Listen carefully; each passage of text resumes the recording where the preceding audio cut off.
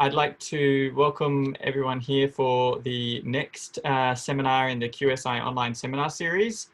Today we are very pleased to have with us Audrey Bienfait from now at ENS Lyon, but who's going to talk to us about some work she did during her postdoc in Andrew Cleland's group at the University of Chicago. Audrey did her PhD with Patrice Berthet in Saclay, so one of the founding homes of circuit QED, really, of the field. And then had a very productive time at University of Chicago, and that's what we're looking forward to hearing about today. So I'd like to, without further ado, say welcome to Audrey. Thanks for getting up early in the morning, and we're really looking forward to your talk. Thanks very much. Right. Thanks, Nathan. Thanks for the introduction. It's really a pleasure to give this online seminar, even if I missed out in visiting Australia. But I look forward to that. Another time, exactly. So what I wanted to introduce to you today is what I did during my postdoc in the University of Chicago in the group of Andrew Cleland. So which deal with using phonons to realize quantum size transfer, entanglement, and more funny quantum optic experiment like his quantum erasure using superconducting qubits. So I'm going to delve into why we are doing that, and then move on to how we are constructing our devices, and then show you the results. So don't hesitate to ask any question at any time. I would be very pleased that it's a very interactive talk.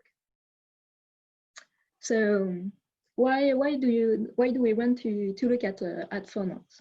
So phonons are this elementary vibration of a medium that you can either emit or receive, and that just propagate through a lattice, for example.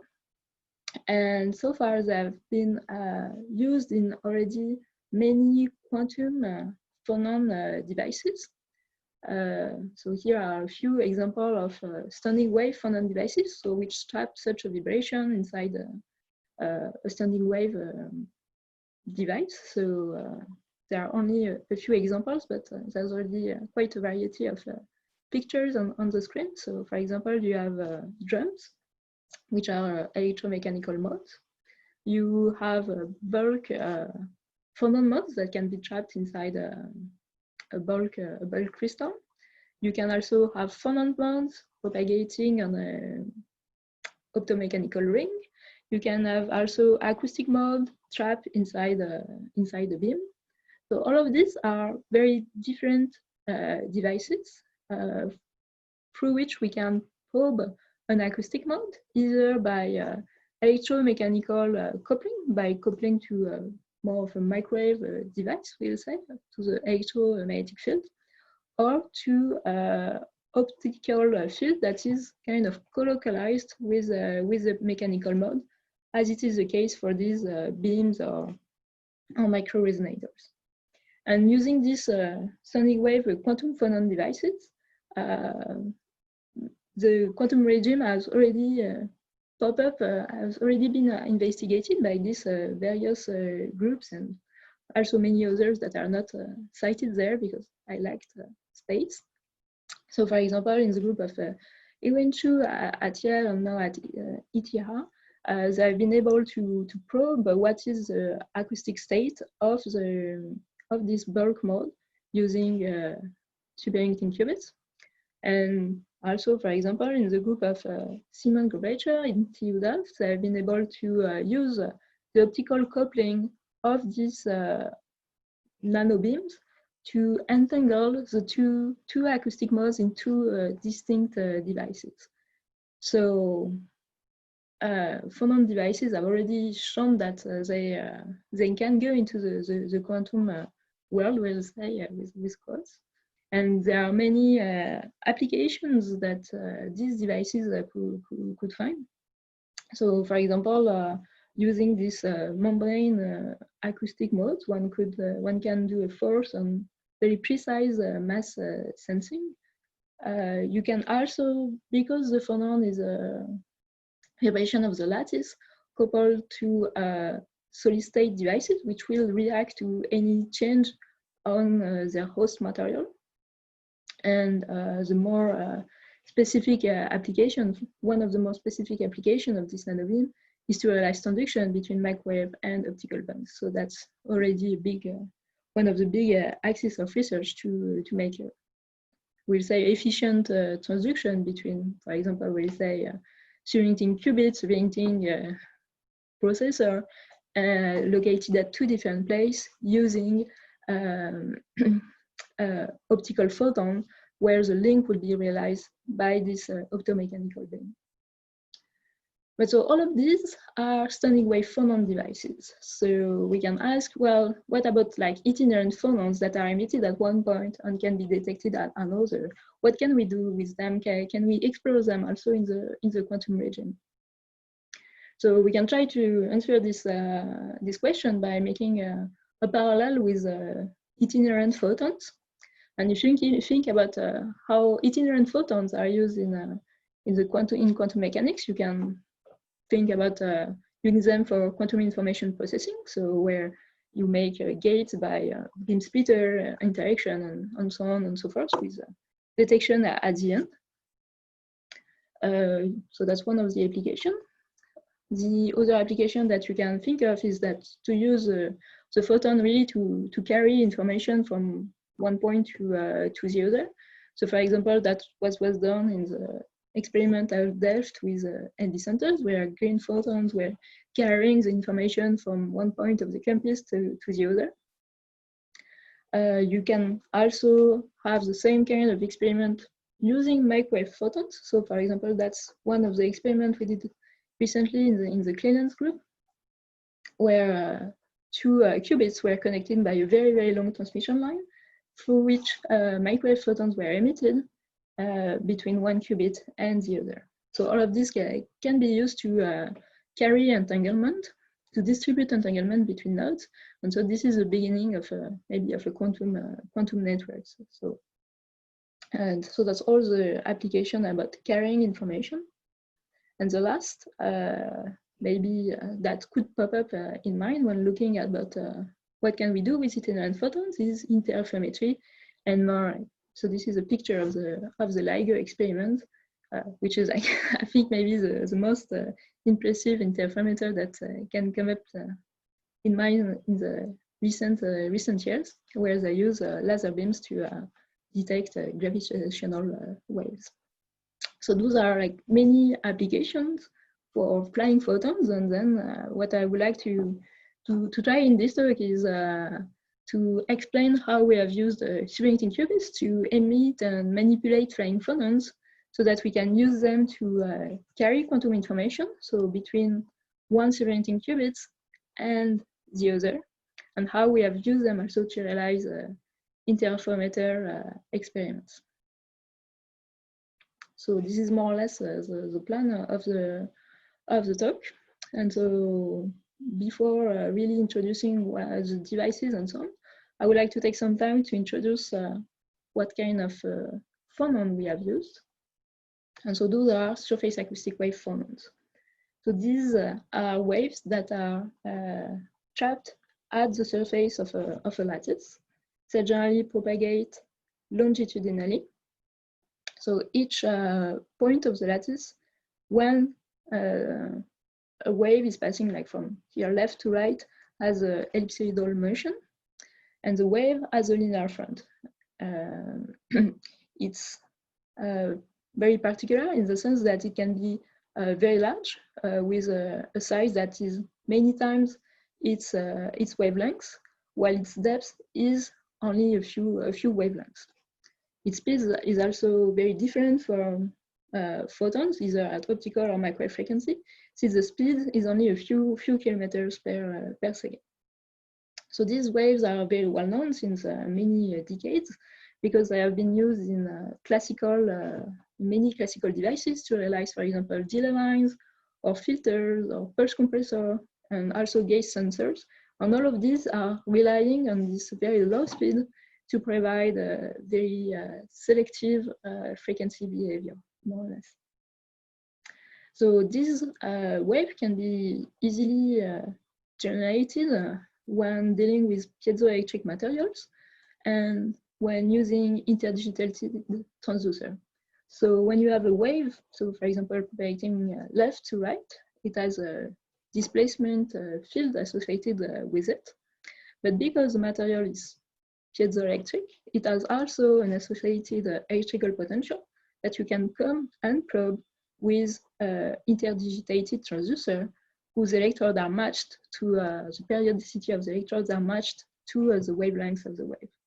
So in this case, you can either apply transient AC microwave tones to the IDT to generate this electrical field and so induce the displacement field, or you can do the reverse, which is record the microwave signal that are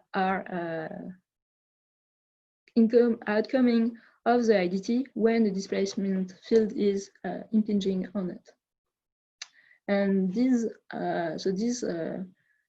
transducer between microwave and acoustic signal has a very peaked frequency response that is really matched to the periodicity of the IDT.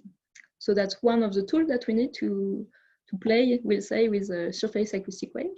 The other tool that we need is a way to confine the wave to the system of interest. And for this, we need mirrors. And so those are realized by what are called Bragg mirrors, where we put a series of gratings on the surface with a thickness approximately 1 or 2% of the wavelength of the acoustic wave. And these gratings, or sometimes groups, create a mass or an electrical loading, sometimes both, that will create a very weak reflection at each grating that cumulated end up to a large reflection coefficient on the bandwidth set also by periodicity and the reflectivity of the grating. So we can see from this picture that you have a bandwidth of reflection that is more or less, that can be more or less matched to the IDT frequency, provided that the wavelengths of both the mirrors on the IDT are matched. So that when you put them together, you can form microwave acoustic resonators, where you can, in one of the geometry, have a central IDT that will excite and also receive acoustic wave, which will be trapped between these two Bragg mirrors, defining Fabry-Perot modes that are confined between these two mirrors. And because generally the mirror bandwidth is larger than the IDT, we can hope to probe several modes within their bandwidth, with the spacing given by the speed of the wave divided by the effective length of the cavity. So these surface acoustic waves have already garnered a lot of interest to be explored in the quantum region. So this investigation was started by the Per group at University of Chalmers, where the first experiment that has been realized was having a qubit whose capacitor was already an interdigitated transducer, so that the qubit could decay by emitting this surface acoustic wave resonator. And there was, in a sense, a listener IDT, which could pick up the coherent emission of surface acoustic wave by the qubit. And then further step went to exploring the coherent coupling of superconducting qubits to these standing wave modes that are trapped between Bragg mirrors that are here on each side of the picture. And once we reached coherent coupling, then a further step was achieved very recently. We say now it's been 2 years, where we could transfer the state of a superconducting qubit to one of the modes of this surface acoustic wave resonator, and we could create, control, and detect the state of this mode. So here the focus is a bit different. We want to couple distant superconducting qubits with this flying surface acoustic wave phonons. So we really want to generate itinerant wave packet, be able to detect and emits them, and very efficiently, and also be able to act on their state. So that's what I would like to walk you through. Before that, I would just like to mention that there are many other applications for surface acoustic wave in the quantum regime. So one of them is to couple the distant quantum dots. So here, I know there may be a few people doing spin qubits, so that could be one of the use that you could find for surface acoustic wave, transporting an electron from one dot to the other. You can also, because this surface acoustic wave locally modifies the lattice property, you can also use surface acoustic wave to drive and interact with implanted spins in a substrate. And the last theoretical proposal was to, that I want to mention, was to realize optical 2 microwave transition using one of these SAW resonator. But here really it will be about using superconducting qubits and connecting distance superconducting qubit between flying phonons. And for this, we need to build an acoustic channel where we can emit these phonons and also capture them again. So what we did is not having just a simple channel with one node at each end of the channel, but more having a central point of emission, so which is here at the center of the picture. So we are using as a piezoelectric substrate lithium niobate. So at the center, we deposited an interdigitated transducer whose frequency means we are emitting phonon around 4 gigahertz over a bandwidth of 200 megahertz. And so these phonons will be emitted left and right when we apply a microwave tone either on this side or on this side of the IDT. So then the phonons will propagate both right and left. They will be reflected by Bragg mirrors located on each side of the IDT, and then come back to re-excite the central IDT. So the central IDT is the point of emission and detection of these flying phonons, which flies for approximately 500 nanoseconds, since this distance is 2 millimeters. And so really, because we have this central point of emission and detection, we want to couple on each side of this IDT two superconducting qubits. So I will maybe introduce a bit more further superconducting qubits afterwards. But you can already see that between these superconducting qubits and the IDT are part of a very important box, which is a tunable coupler. And that's because we want to have an efficient capture process of this flying phonon. And there is a very theoretical reason for why we need this a tuning knob between the superconducting qubits and the central IDT. And you can try to understand this if you think, so you take a superconducting qubit, so that's a two-level system. So who can encode information in a ground and excited state. And if you take the qubit in its excited state, and you just wait for it to lose its energy, it has an exponential decay, which means that the wave packet that it emits has an exponential decaying envelope. So now if this is the emitter qubit, and that you try to capture the wave packet emitted by this qubit by a second qubit, you will find that the efficiency is not maximum, and you can easily understand why if you think that, well, this qubit is a physical element, it has a finite bandwidth given by its natural decay rate, and so it can only absorb energy at this rate, at best at this rate. And so basically, theoretically, you find that it can capture only 54% of this waveform. And so theoreticians have postulated that the requirement for efficient transfer is to modulate the decay rate. The easiest solution is to do it symmetrically in time, but it's not an absolute condition, so that what you emit is a wave packet that can be captured by the qubit with regard to its finite bandwidth. So by modulating the decay rate, just by tuning the qubit coupling to its environment, you can modulate the form of the wave packet it emits.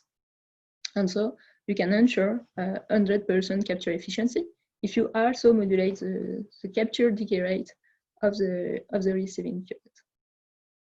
So to be able to have a 100% efficiency capture of our itinerant phonon, we need to build up these tuning elements that I'm going to discuss next. And that has been already implemented in many experiments using this microwave photons to couple two distant qubits. And so there have been many different experiments done in all published in 2018, very funnily. And so now I've tried to explain in depth what is our circuit made of. So we have on one side, so the blue colored part of the circuit, we have a LC oscillator. So it has generally a parabolic shape, so where you can distinguish several energy level.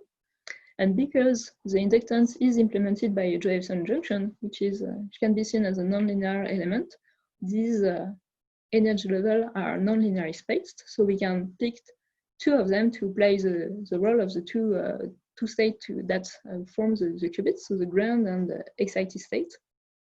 And later in the talk, we also have need of the first state, so I'm just going to introduce it and call it F.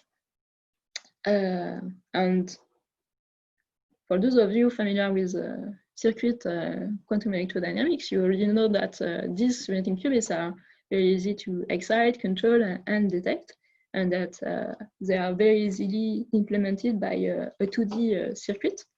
So the capacitor here is implemented by this capacitor, by this cross that's from a capacitance to ground. It's in parallel, in series with a squid, so two Josephson junction in parallel. So the state of the superconducting qubit, that's mean its probability to be in the ground excited R state, can be inferred by readout of a nearby resonator. So that allows to detect the state of the superconducting qubit. We can also control the state of the qubit by sending microwave tones that can take us through Rabi oscillation on the Bloch sphere, so that if we start either in the ground on excited state, we can reach any state of the Bloch sphere. And the last control line that we have, at least for us, on this resonating qubit is the control line that is implemented by the fact that we have a screen that allows us with a nearby flux line to control the inductance of this squid by tuning the amount of flux threaded through the squid loop. So this allows to change on demand the squid, the squid, that's true, but also the superconducting qubit frequency. And so this means that by applying a Z pulse, we can detune the superconducting qubit from, for example, the lab reference frame. And so we can have the qubit acquire phase compared to this reference frame, and that will become also relevant later in the talk. So that's the blue side of the circuit that really implements the superconducting qubit, and then on the other side we have this inductive coupler, which is going to allow us to emit and capture very efficiently our single itinerant flying phonon. So it's implemented by an inductive bridge. So you see that the qubit is grounded through two inductive loops, one formed by just a geometrical inductance that you can see here in the picture, and the other by a branch that is composed of a Josephson junction in series with an inductance. So by applying, by playing on the phase across this Josephson junction, we can control its inductance. And so basically what we can do is control the ratio of current flowing through each branch grounding the qubit. And because this branch is going to be coupled to our interdigitated transducer, which is going to emit the phonons, we can control how much of the energy stored inside the qubit is going to be transferred into acoustic field. And the very important point for this coupler is that there exists a point in phase where the inductance of the junction is going to cancel the geometrical inductance of the branch, so that the current coupled to the acoustic field can be exactly 0. So that's very important because it allows us to operate the simulating qubits without emitting any phonons. And so basically we can tune up the phonon, we can tune up the simulating qubit, operate on the simulating qubit without caring about the acoustic, and only go to acoustic coupling when we want to emit or capture a phonon. So you can see in purple all the area corresponding to this G-mount coupler. That's what it is called historically, because it has been developed in the Martinez group. And so what is not represented in the picture so far is the phononic part. So all of the superconducting qubit and tunable coupler part is done on a sapphire chip. And to go to the, in a sense, acoustic world, to couple to the piezoelectric substrate where we did our Fabry-Pérot resonator, we do a flip chip assembly, meaning that we overlay the sapphire chip, which contains the superconducting qubit and the tunable coupler, with the lithium niobate chip, which contains the surface acoustic wave resonator. And the coupling is ensured by two overlaid inductors that play the role of inductive coupling between the tunable coupler and the acoustic phonons. So the assembly is done using a mask aligner. So there are crosses located on each chip, and we just superimpose them. And the spacing between the chip is given by resist pillars that are approximately 5 micron thick. So once we have realized this assembly using a mask aligner, we have the sapphire chip, on top of which we have the lithium niobium chip, which contains the surface acoustic wave resonator. So we can wire bond and cool down these devices in a cryostat to ensure that we reach the quantum ground state. And we can, turning off the coupler, already characterize our qubits. And we find that they have T1 time, so energy relaxation time of approximately 20 microseconds for each. So that's, I will say, the standard in the field right now, but clearly not the best that can be achieved. We can also measure the decurrence time of our qubit. So that means how long a state can keep its phase information. And we find that our T2 time are slightly inferior to what is the state of the art of the field, because we measured the T2 of a few microseconds only. And that's mostly because of this tunable coupler, we think. So with that, we are more or less ready to try to manipulate these flying phonons with our simulating qubits. So we have simulating qubits on each side of an IDT. And so now we can try to see if by exciting the superconducting qubit, we can emit a flying phonon. So that would be step one. And then we'll try to capture the phonon again to realize the quantum information transport experiment. So is maybe everything clear so far? Is there maybe questions or? No? Okay. So I'm just going to continue. So first experiment is try to see emission of phonons by the superconducting qubit. So we have here plotted the qubit frequency as a function of time. And so the experiment that we do is that we excite the qubit and then monitor the loss of its excitation over a time t. And we do that with only one qubit connected to the acoustic channel. And what we observe is that the qubit behavior is very frequency dependent, because for some frequency, its excitation is kept for a long time, whereas around 3.95 gigahertz, the excitation is released very abruptly.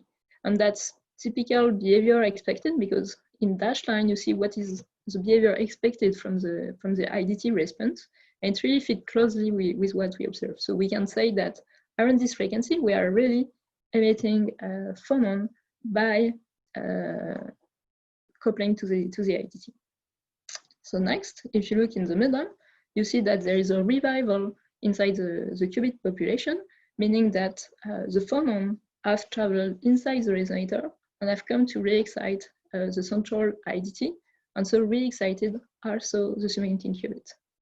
And the time that elapsed between the emission and the revival of the qubit correspond to the transit time inside the surface acoustic wave channel. So we can really attribute this revival to a transit inside the surface acoustic wave channel. And we can also play on the tunable coupler to control the emission rate.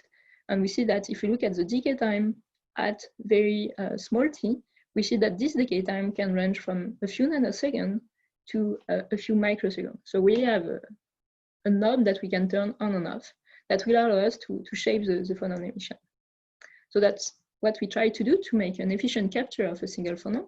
We have characterized the emission rate for the qubit as a function of the knob that we have on the tunable coupler, and so we can really input any kind of shape that we want to really emit a symmetric wave for the phonon. And that's what you see here. We shape the emission so that we no longer have an exponential decay, but a smooth symmetrical decay for the qubit. After this emission, the phonon propagates, and then by applying exactly the time reversal for the decay rate on the qubit, we can capture this phonon and recover most of the energy. So the capture is not 100%, it's only 67%, but that's already more than we can do when we capture only with an exponential decay. So this 67% can be explained when we try to capture several transits one after the other by tuning up the coupling only when the phonon is impinging for the first, second, third, and so on and so forth time. And we see that this efficiency decreases geometrically with the number of transits. And this we can infer from this, we can infer a decay time that match with the sub-resonator quality factor. So we have more or less understood that the efficiency of the device is limited by acoustic losses. So that's basically emitting a phonon and capture it again. So now we can really try to... Audrey. Yeah. Yeah. So in that context where you have, I mean, clearly you retain most of the, well, okay, so it either gets coupled into it either gets recaptured or it gets reflected again.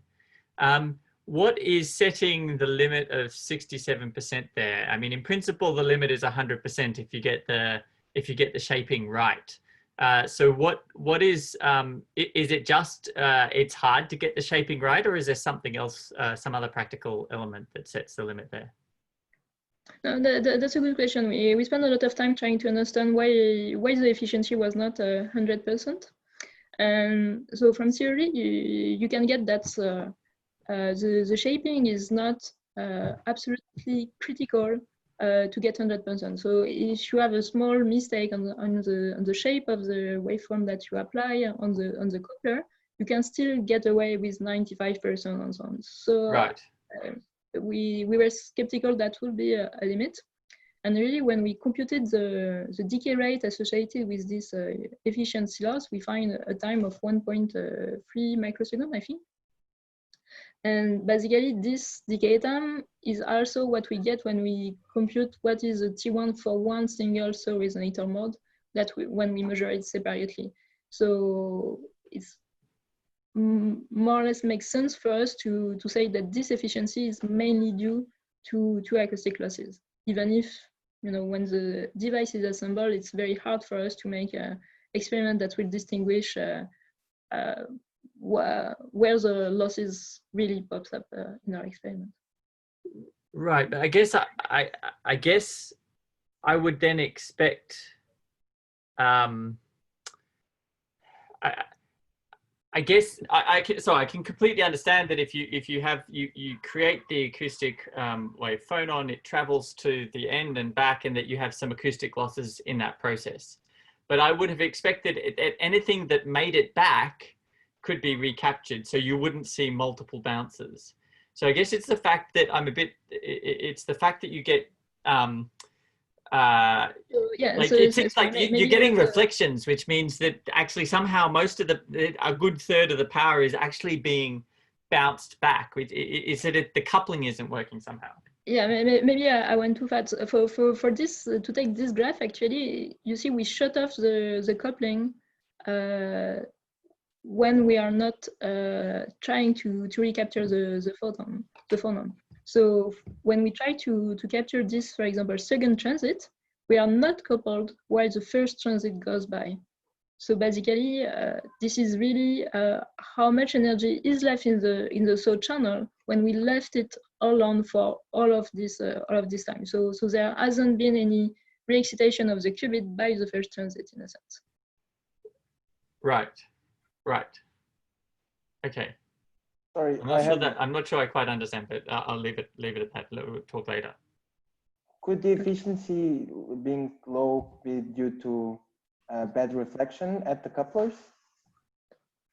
So it's possible that when you put a mirrors or interdigitated transducer, basically you can say that the acoustic impedance is different than propagation into free space. So basically you have boundary condition at the IDT side and at the mirror edge, and this can create scattering of the acoustic waves, and this can be a reason for losses. That's totally right, yes. Right, but again, that would create loss as opposed to reflections. Well, yes, okay. Those are losses that are accounted for in the quality factor of the SAW resonator. Yeah. So this graph is very much different from this one, where here there's no shaping of the coupling at any point. So yes, we just let the qubit listen to what is emitted. So that's why we see the first transit, and then because the qubit coupling is still on, then any kind of excitation that goes into the qubit is then re-emitted and can create a second reflection. Whereas in this picture, we listen at a very specific time to try to recapture the whole shape in one go. So when the capture process is very well matched to the timing of the wave packet, for the first transit, we get 67% efficiency. And then when we time it right to capture the second transit, so the second time the phonon coupled back without trying to capture the first transit, then we see that it's 67% to the square, and the same for the third, fourth, and fifth transit. So that's the geometrical decay that corresponds to just, I think, acoustic losses of the phonon inside the channel. Is there just reflection from that IDT in the middle? Is that part of the issue? Getting the IDT is not perfectly impedance matched to the qubit, and therefore you're not getting complete. Like you're getting some reflection before it gets to the qubit. No, I think actually this is once the acoustic energy excites the IDT, the IDT is very well coupled to the qubit, and there is no energy loss here. Yeah. So we have really spent some time trying to show that the loss of energy is really due to only the energy losses of the SAW resonator. There is nothing funky happening because the IDT is coupled to the qubit in a sense. Right, but that second bounce is not a re-emission from the qubit, right? That's the qubit emits a photon. That's just the phonon having done two transits inside the channel. Yeah. Okay. Thanks. Yeah. So we have this simulating qubits that can emit and receive a simulating a phonon in the channel. So because the channel transit time is 500 nanoseconds, we actually have a lot of time to do other things. And so one of the experiments that we have tried is during this downtime to emit a second phonon. So because we have two qubits, each can one after the other emit a phonon. So we have, for example, qubit 1 emit one phonon, and then qubit 2 emit a second phonon. And we could have each qubit capture the phonon it has emitted, but it's much more funny to try to capture the phonon of the other. So we have the qubit 2 capture the phonon emitted by phonon A and by qubit 1. And then we have qubit 1 capture the phonon emitted by qubit 2. So basically, we are using phonon to swap the information between the two qubits.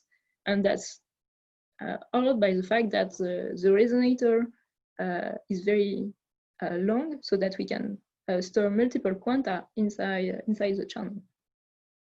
So this has the same efficiency as a single phonon transit. We recover 67% of the efficiency. And so we can show that this is a double swap gate. So which is a very funny way of doing it. We can also use this channel to distribute entanglement. So we have this time we want to share the state of qubit 1 with qubit 2. So for this, we have qubit 1 emit only half of its excitation by modulating the coupling rate differently than when we emit a single phonon, so that qubit 1 only lose half of its excitation. So this generates half phonon propagating through the SO channel that can be entirely captured by qubit 2, so that basically we now have an excitation that is completely shared between qubit 1 and qubit 2. So that's a Bell state, which is written there. And we can try to determine what is the fidelity of this Bell state, how closely does it correspond to an ideal Bell state. And we find that we have, when we do the quantum state tomography, we have a fidelity of 86%.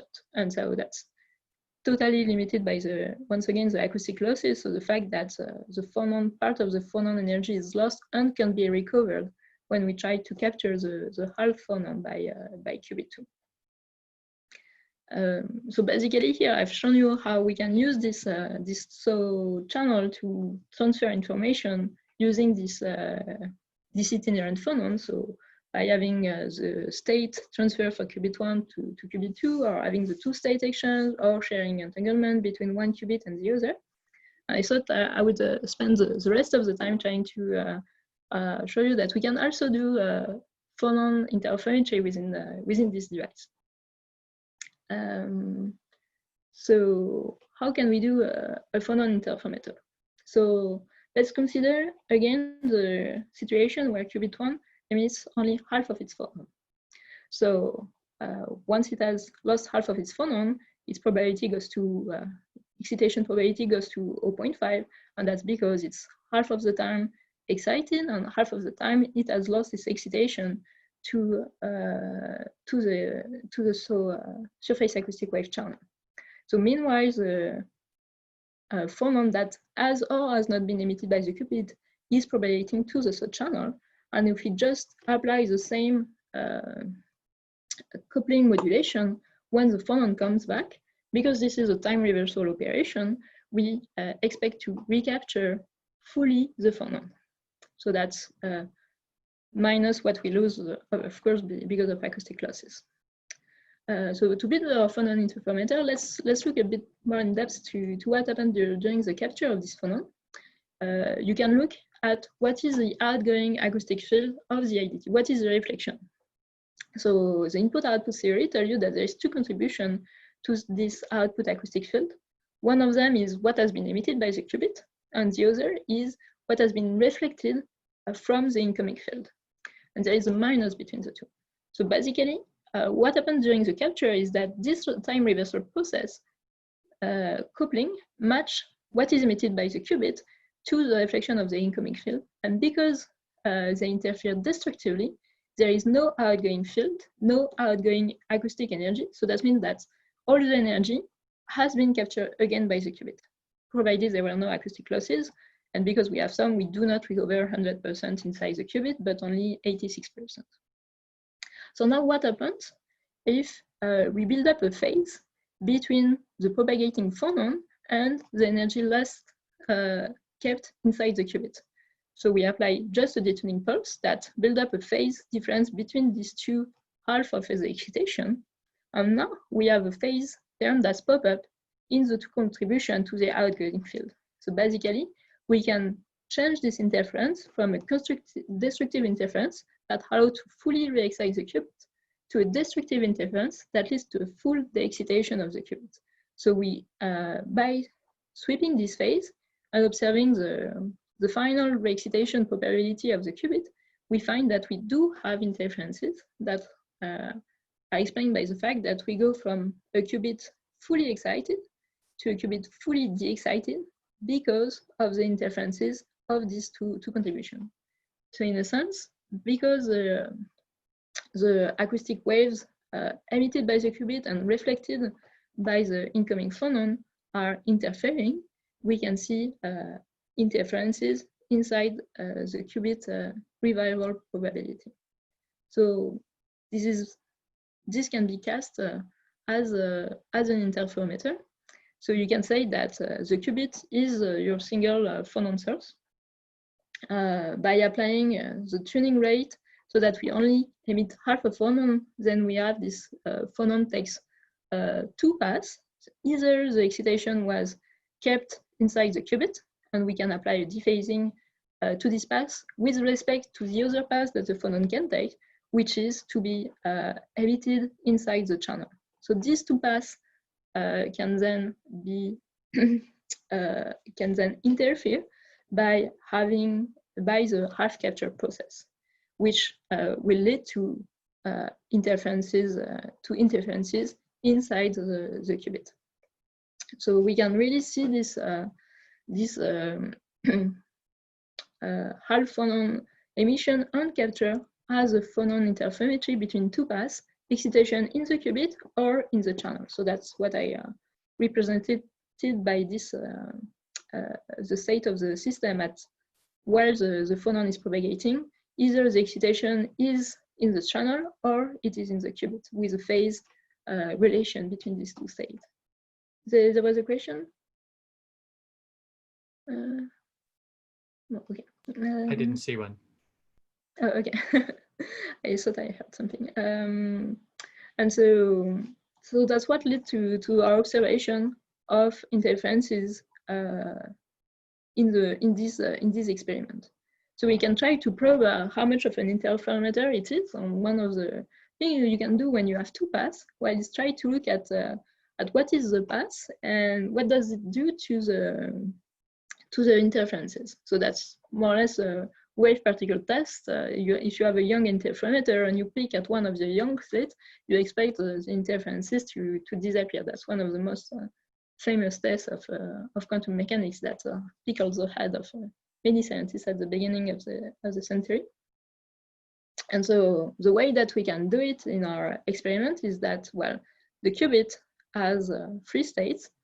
So far, we have only been using the first 2, but now we want to have a signature that the phonon was either in the excited state or in the ground state while we were doing this interferometry. So for this, we are going to use the F state. And so basically what we are going to do is take any energy stored inside the excited state, send it to the F state, and then tune the coupler so that we have emission on the F to E transition to emit a second phonon. And basically, because of the IDT peaked emission, we can have emission only on FE, on the transition from F to E, and not on E to G. So basically, we'll have a marker of whether that if the qubit was in E, there is a second phonon emitted, and if the qubit is in Z, then there is no second phonon emitted. So basically, we'll entangle the 2 paths with the existence or not of this phonon. So if there's already 1 phonon in the channel and the qubit is in ground state, there is no second phonon, whereas the other path is encoded in while the qubit is in the excited state. So we have generated a second phonon, and there is no phonon no first phonon inside the channel. So because these 2 states have become orthogonal, they can't interfere anymore by the half capture process. And so basically, what will happen is that when we try to do the same experiment and measure the final probability of fixation of the qubit, we find that it's do not depend on the phase anymore. And we can say that this is because when we have tried to look at what is happening on one of the paths, we have localized the particle. And so by acquiring the which path information, we have canceled the interferences. So that's really a typical young slit experiment where you hit one of the slit or you pick at one of the slits. So that's a wave particle test. And now the last test that we can do is, well, can we erase what we have done? Can we recover the interferences? So that's a test called the quantum erasure test, and that was proposed by Scully in 1982. So is it possible to erase the knowledge gained on the system? And is it possible to recover the interferences? So for us, that will mean, well, that we need to forget that we have this second error phonon that was marking the path on which the excitation propagated. So basically, we want to forget about this error phonon. We want to erase its action. So the way we have tried to implement that is to capture this second phonon by the second qubit that so far was idle. So we captured this second phonon by the qubit 2. And then, so right now in this position, nothing has changed. Before, the second phonon was marking what path the system took, and now the qubit 2 is marking which path the system took. So it's a change of carrier, but it doesn't change the fact that we have acquired the which path information. So to put this information out of the observer reach, what we do is that we apply a power 2. So that's equalize the position, the population of the excited and ground state of qubit 2. So if we measure qubit 2, now it's no longer possible to determine which path the system took. So that's what is represented here. When we try to measure, we do not see anything. And so basically, when we now look at what we detect, when we detect the joint probability of qubit 1 and qubit 2, we see that the 4 terms that we have now created in the system state can lead to interferences. So that's why the joint probability show again interferences, because we have now put back this phase information out of reach of the observer. We can also try to compare these interferences to what we have realized in the beginning, and that's what we.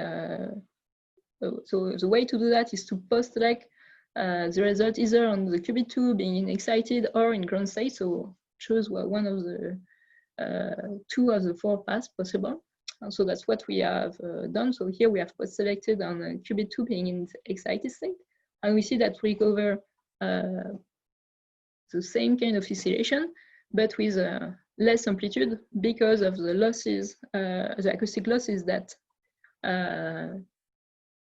make us lose information. We lose information carried by the phonon, and so it becomes impossible to recover it, and so to erase it. So we do not recover interferences that are as large as when we do not do this this operation.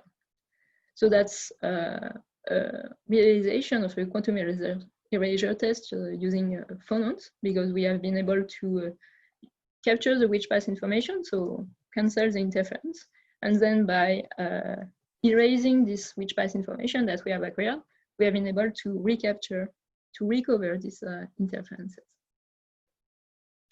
So that's more or less all of what I wanted to share with you. So I've shown you that we can transfer a state between one qubit and the other using phonons. We can untangle 2 qubits using this phonon to create a Bell state. And we can, using the third state of the qubit, create 2 phonon entanglement and also realize a quantum erasure test. The results I've shown you are constrained to a Fabry-Perry resonator. And so that means that so far we have the same emission and detection point. And all the results I've shown you are limited by acoustic losses. And so the direction going forward for the people which are left which are now in the cleaning groups are to use a unidirectional transducer to emit at two different points, and then try to understand where does this losses come from, so we can mitigate them, and then we can go on to do more tests of phonon with a quantum optic experiment. So we could test entanglement between two flying phonons, for example, or we can make more complex quantum optic experiment with flying phonons to explore more and to learn more about this system. So with this, this is the end. So thank you for assisting remotely to this seminar. So these are all the people that were involved in this work at the University of Chicago in the cleanup group. So yeah, thank you for your attention. Okay, thank you very much, Audrey. I'm going to give some applause on behalf of everybody. Does anyone have any questions for Audrey? Yes, Nathan, I have a question. Great, Fabio. So these emitters / detectors are basically interfigurated capacitors, and they look a lot like the capacitors that you would use in the IBM geometry or Yale geometry qubits. Could these capacitors when used in the qubit, can they capture these kind of phonons? And more importantly, can these have an impact on the coherence of qubits with these geometries? And so yes, so if we were to replace the capacitor of the qubit with an interdigitated transducer and put the qubit on a piezoelectric material, you're right that it would definitely relax by emitting phonons, and also be re-excited by phonon, because there's a direct transduction between microwave energy and acoustic emitted field. I guess it then comes to the wavelength of the phonons. Yeah, so then is the process efficient or not? And so the wavelength of emission is fixed by the periodicity of the fingers. So you will have emission at the periodicity, at the frequency matched to the finger wavelength. So it may differ from the qubit frequency. So you may not have a direct emission, but it will certainly contribute to the decoherence. So you can certainly say that there is some, if you were to do an interdigitated qubit on a non-piezoelectric material, you would have emission of phonon, but limited by the fact that first, it's not a piezoelectric material, so the phonon emission is not very likely. And then you may not have the good frequency emission compared to the electromagnetic mode frequency and the IDT emission frequency in a sense. But you will still have some contribution and then at what point does this process become relevant when you are looking at very high T1? So was that something you had? I think they're discussing about that very recently. Was that something you had in mind when you chose the X1? Was that the reason? So we wanted really to have both worlds very decoupled, the superconducting qubits and then the acoustic world be very distinct. So that's why we had this flip chip process where then we have the surface acoustic wave devices on lithium niobate, so where it's very efficient process because the electromechanical coupling is very strong. And then we have the superconducting qubit on Supérieure, which is has only a very tiny piezoelectric behavior.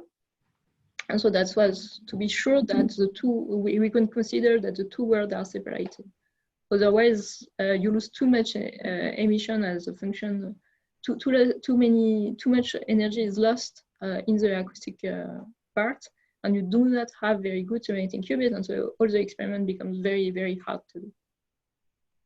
Okay, so, awesome. so just to clarify on that point, your flip chip, there's no physical contact between the IDT and the chip itself, the lithium niobate. Is that correct?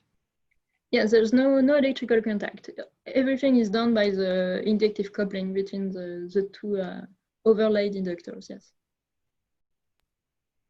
Oh, okay. So it's not. So I understood that. But the IDT is on the initial superconducting chip. Is that right? No, it's on the lithium niobate chip. So that's Ah, the picture okay. of the sapphire chip, and this is what is on the. Sorry.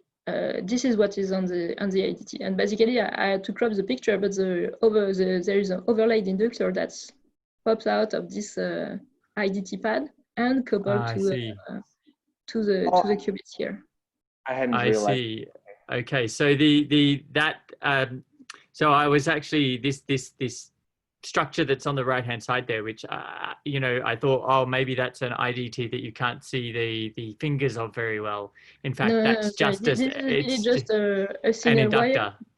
Yeah, that makes a coupling to this to the IDT that is overlaid on the right side of the sapphire chip. Yes. Right, and so this coupler modulation, is that that comes in from the G part there. Is that galvanically connected to that wire, so it splits up and goes down both paths, or is that like no, how? so the flux line that you see here is materially coupled to this line. So basically, any DC current flowing through this flux line will induce a DC current through the Josephson junction, and that will allow to modulate its phase basically. Right, but sorry,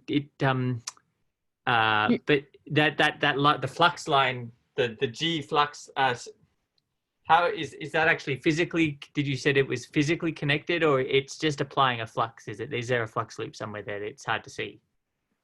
So you can really think of it's a flux loop, and you can think of this as a RF squid.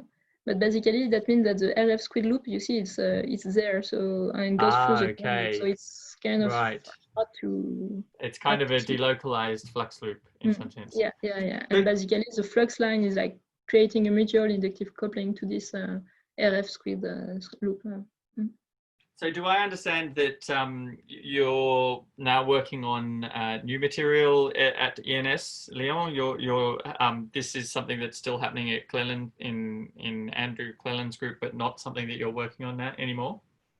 Yeah, so those experiments are still going on in the Cleland group, and I've changed track a little. I went back to more what was going on during my PhD, and it's about trying to use simulating resonator to detect the presence of electronic spins. So via magnetic okay. Yeah, and the final goal is to develop something very robust so that we can detect spins from chemical or biological species. So. Right. So in that case, I would like I will ask my last question, which was in this experiment that you did where you were recapturing, you basically emitted the phonon from one qubit and tried to recapture it with the other qubit. Did you, in some sense, you already looked at this half emission process. If you had, can you go to this experiment where you do the two? This one you just passed it, I think. No, back where you did the capture. Back further. That one, yeah, this one. So you're capturing the phonon with the opposite. If you had a phonon, if you had an excitation in qubit 1 at the time when you were trying to recapture the phonon that came initially from qubit 2, that would basically be create a Honger-Mandel interference type effect. Did you observe that? Did you try to look at that at all? So I will need to have two phonons incoming at the same time. That's right. That's right. You need to have two. Well, basically, what you need to do is you need to have one excitation stored in qubit 2. Say, you'd have to. Well, you create excitations in both transmons. You would release one phonon completely from one transmon. It would go, bounce, and come back. And with the other phonon transmon, you would have a second excitation. Oh, so what happened when you have one photon interfering with one phonon that was previously released by one of the qubits? Yeah, so Right. we have tried to look at that, and we have tried to play if we could, you know, transfer these two excitation and do a two-phonon Fock state. So that was very interesting to look at. So it's possible. I mean, theoretically, we have computed, and it seems that we can generate a two-phonon Fock state. And experimentally, we have a little evidence of this, but then because of the acoustic losses, you see there's already, when the first phonon come back, it's only 6-7% present, so it's already decreasing the interference. And then the only way that we can try to image this two-phonon Fock state is when it has also done a round trip inside the resonator, which is like 67% to the square losses, because then it's a two-phonon Fock state, and then at the end we have only 20% detection. So it looked very nice. It fitted very nicely to the theory, but basically we have no means to prove it was a two-phonon Fock state. So it was a bit of a pity, but it's definitely possible. Yeah.